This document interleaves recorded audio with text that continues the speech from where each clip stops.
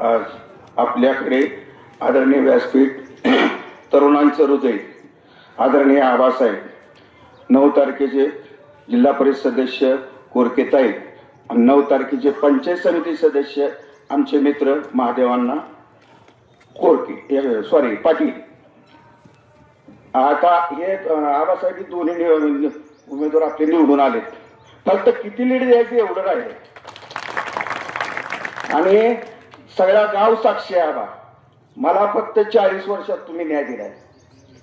तसा आबाला 40 वर्षात आबानं कितीतरी त्या माणसाच्या मागे पडला. तीच माणूस आहे त्यांच्या बरोबर बसला.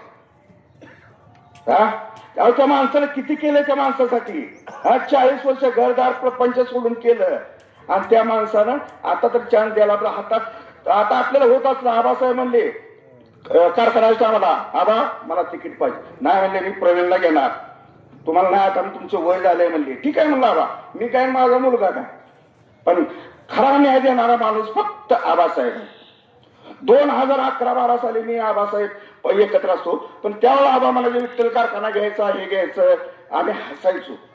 आबा म्हणायचे आपण डिस्लरीला केमिकल केलेलं जरी केलं तर आपल्या केंद्र सरकारचा एवढा बजेट कमी होईल तेवढा बजेट कमी.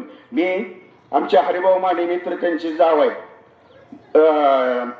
पांडू वाघमारे समीर शेख आम्ही 4-5 जण बसलेली बदल आम्ही हसायचो मनातल्या मनात. अहो आता जर वाटायला लागले आज ते आमदार आहेत.